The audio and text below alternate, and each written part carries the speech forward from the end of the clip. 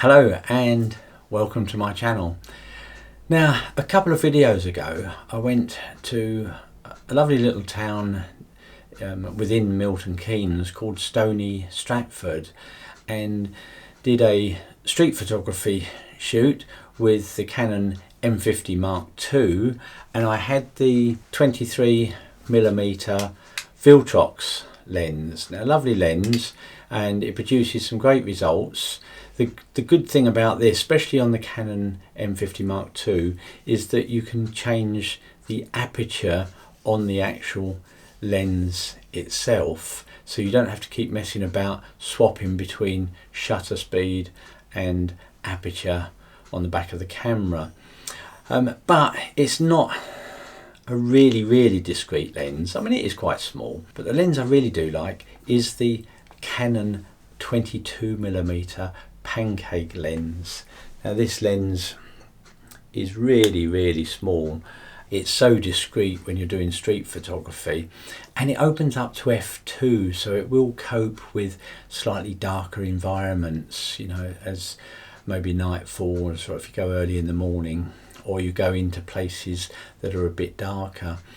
Now, as it happens, straight after I did the street photography shoot with the Viltrox mounted on, I met up with somebody that had booked me for a one-to-one to talk about the Canon M50 settings and to talk about street photography. And what we did was a walk around and actually did some street photography. I mounted the Pancake lens on. That is the lens that the person had that was coming on the one-to-one workshop. So we did a walk around, but what I wanted to do was show you some of the photos that I took and talk about some of the things that I think about when I'm out doing street photography. Now, if you have watched a lot of mine, I'm pretty much on the move all the time. I take quite a lot of shots while I'm moving, but now and again I do slow down and have a look at backgrounds and that type of thing. But I just wanted to talk about the sort of, not rules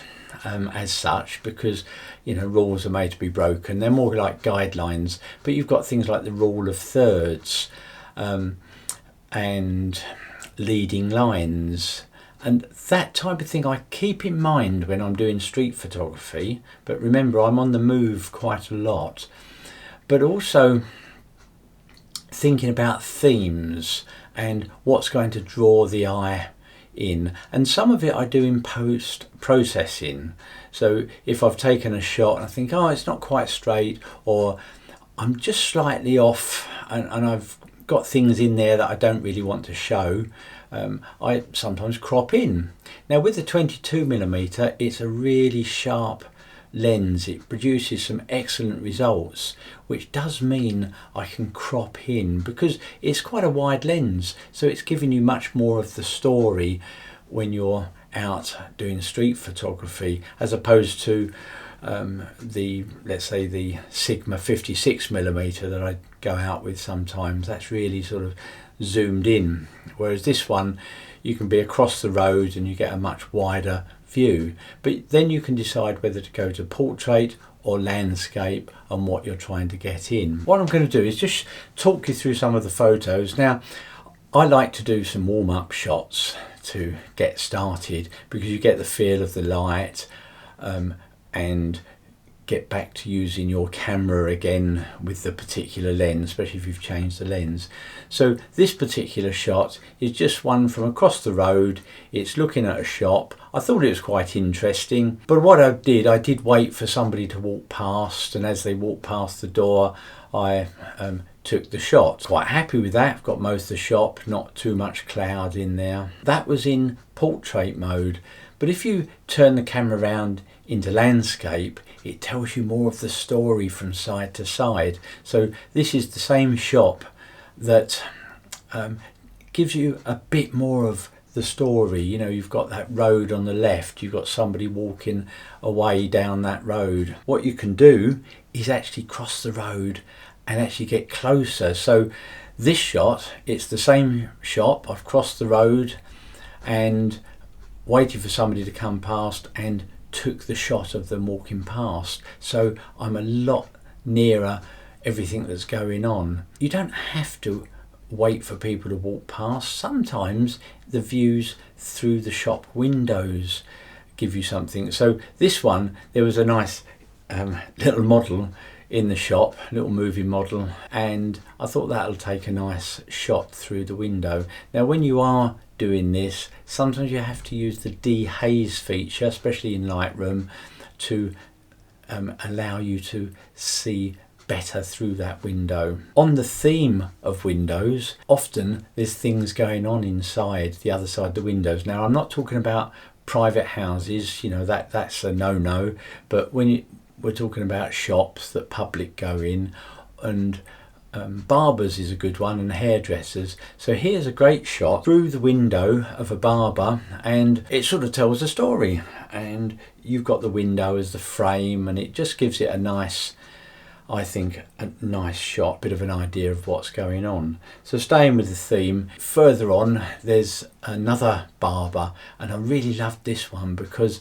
what this one did, you've got the colours, you've got the frame that leads your eye through, and there was some steam coming up. This chap was having a cutthroat razor shave, and there was steam coming up off of the hot cloths that were being used, and I tried to capture that. So if you have a look at this one, you'll see that there's some really nice colours and the steam, and you know, I'm really happy with that shot. Or you could be just walking past a restaurant and somebody's sitting there having a coffee, and I do take pictures quite close, and so here's an example through a window of a cafe with a chap sitting there having a drink, and it looks like he's on his phone. So again, it conjures up a sort of a story, really. You can leave that to your imagination. The next thing that you can find when you're doing street photography is either graffiti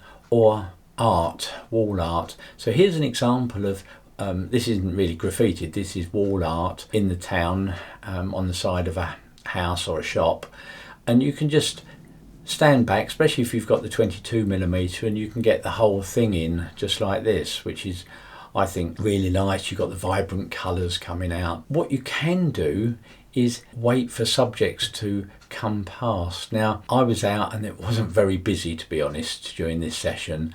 I would have perhaps waited for somebody with the right colour clothes to match the background, but this one here, I've got somebody walking past, so I've got the bottom half of the art and there's lots of sort of pinks and blues, and what I really would have liked is somebody coming past with pinks and blues, but I can tell you there was not many people around on this day, so I wasn't going to stand there for 3 or 4 hours waiting for the right person. But that's the sort of thing I would do. In London it's great, I love going to London because you can find things like this and you have time to wait because there's so many people coming through. But again, I still like this particular one. Now, keeping on the theme of backgrounds, there's another bit of wall art that we found along there, and we took this particular photo, and you'll see that this one's in landscape because it's quite a wide picture that's been painted on the wall, and there wasn't any people up this end of the street, so just waited for a car to come past.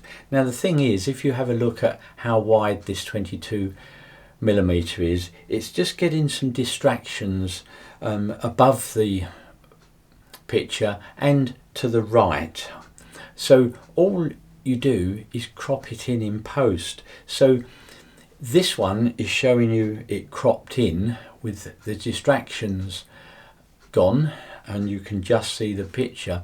And what else you could do in post, and I've just done another example, is if you look at the bottom of this particular picture, you can see the road there, but in post you could darken that road down, so all you've got here is the picture and the car, and it starts to create a really nice photo. But again, that's up to you. You know, art is in the eye of the beholder, or beauty is in the eye of the beholder. So, you know, what you do is entirely up to you. Now, I particularly like the one where the road, in this particular case, is darkened, so all you can see is the car with the picture in the background.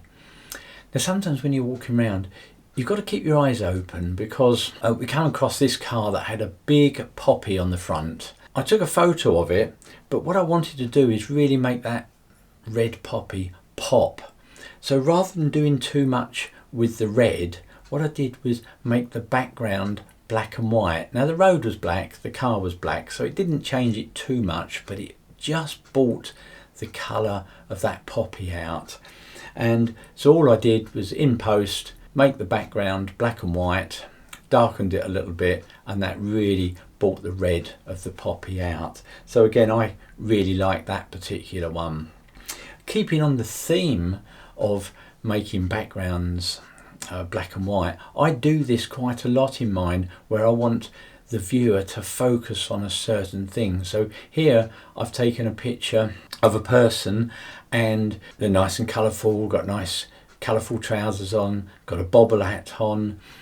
It was cold that day, and I found the background was so much of a distraction. So here I made the background black and white, and then the person really pops out. Okay, so that's my technique for things like that, when it's very busy and when you want to focus on the particular subject. Keeping to the theme, another theme here is when you're doing street photography, sometimes setting yourself little projects like hats, taking photos of people with hats. Well, this was a nice cold day. It was quite a nice day, but it was cold. So there was lots of people with hats. So of course we've got a bobble hat in this one, but in this one, this is a really interesting one. This person's got a hat on, which is great, but if you look at the colours that the person is wearing, the hat, the coat, the scarf, everything that they're wearing matches the colours of the flowers. And I thought this was a brilliant shot. I could have made the background black and white so that this stood out, but all I did was just took the saturation down very, very slightly for the background. This next one is just a normal shot really, person with a hat on, mobile phone. Everybody's on mobile phones. Now this one, I've got a couple of people with hats here, but what I really liked was the fact that they were standing each side of the door of the shop. Every now and again you get one that you really love. Now this next one I really, really like. It's a person with a hat. If you can find a character, and in a town like this, you get a character now and again, and I got this one and I absolutely love it. He's got a hat, got quite a lot of character, and he's got dark glasses and a beard. So I've put this one in black and white, and I really love this particular shot. This is the type of shot I really like when I'm out. You know, you sometimes could take 50 odd photos or 100 photos and you get one that you like. Well, this is that one that I really like. Now, keeping to the theme of black and white, sometimes the subject warrants the whole photo to be black and white. You know, it might be an old building, which is good, but this one is a shop that is a second-hand shop, and it had an old-fashioned bike, with a motor on it, to be honest, outside. So I thought that really goes nice in black and white. I've taken a couple of shots here. Well, I was talking about rules or guidelines at the beginning. Leading lines is one that we like to use as photographers, but it doesn't have to be a line as such. It can be just things that lead your eye through. So a bit like this. This is an alleyway or a little archway between the shop that just leads your eye through to a character in a hat, actually, in this case. I've got another one here where the archway, it was very dark and the light was at the other end. So I waited for somebody to walk through and got them at the other end. And the archway leads your eye through, but it does form a bit of a frame to start with. So you've got a frame, then you've got your eye being led through to the light at the other end. So I'm always looking for things like this when I'm out doing street photography. Talking about framing, framing doesn't have to be something that, you know, is like this, square or rectangle around a particular subject. A frame could just be two buildings, one each side, with your eye being drawn to the building in the middle. So here's a good example. I've got two buildings, one on the left, one on the right, and then in the background there's a church tower, and the two buildings are like a frame, and that leads your eye through to the church tower.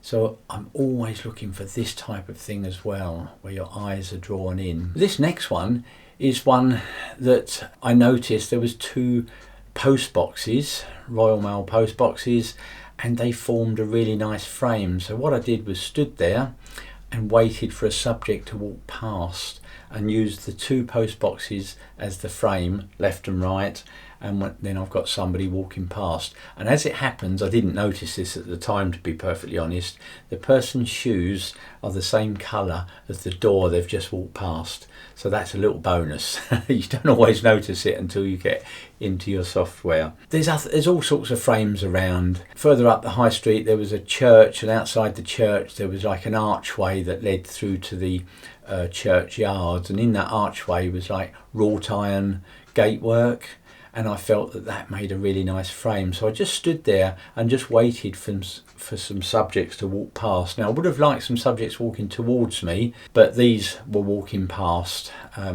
away from me, but it still made a nice frame. I've put it into black and white because it's an old town and the background just looked good, so it just gave it that nice old sort of feeling. This next one is one where I turned it into black and white because it's an old pub, somebody stood outside, just gives you a bit of a story, and again I'm pretty happy with that one. Now, talking about leading lines, it doesn't have to be lines and frames, but this particular shot is, and I've talked about this in past videos, triangles. If you look at the brick in the background against the white of the other building, that's like a triangle that's leading your eye to the person that stood outside that door. Down the bottom we've got another triangle with the yellow sort of curb, so everything's leading your eye to the person that's stood outside. So again, it doesn't have to be totally noticeable lines for leading lines and frames. Now, shadows, this is the thing, we do like shadows, don't we, photographers, because that is like leading lines. It leads your eye through the scene. So here's an example of the sun still being low. This is gone midday now, but the sun was still low because we're in November for this particular photo shoot. So I felt these shadows led your eye through. Now I've put that one into black and white, so you've got the colour one and you've got the black and white. Perhaps you can comment below to which one you prefer. Here's some really harsh shadows that I really loved, and it really drew your eye to the person walking through the light. Here's a shot. I've edited it, so we've got 3 edits of this that I want to show you, and perhaps you can comment to which one you prefer. I know which one I prefer, but again, it's down to each individual. But I would really love you to tell me. For the Reliant Robin that came past, I've cropped the top and bottom a bit because I just wanted to take distractions away, but this was a lovely, really old Reliant Robin. But then I've put the background into black and white so that the car stands out and really draws your eye to that particular car. And then I've put the whole lot into black and white.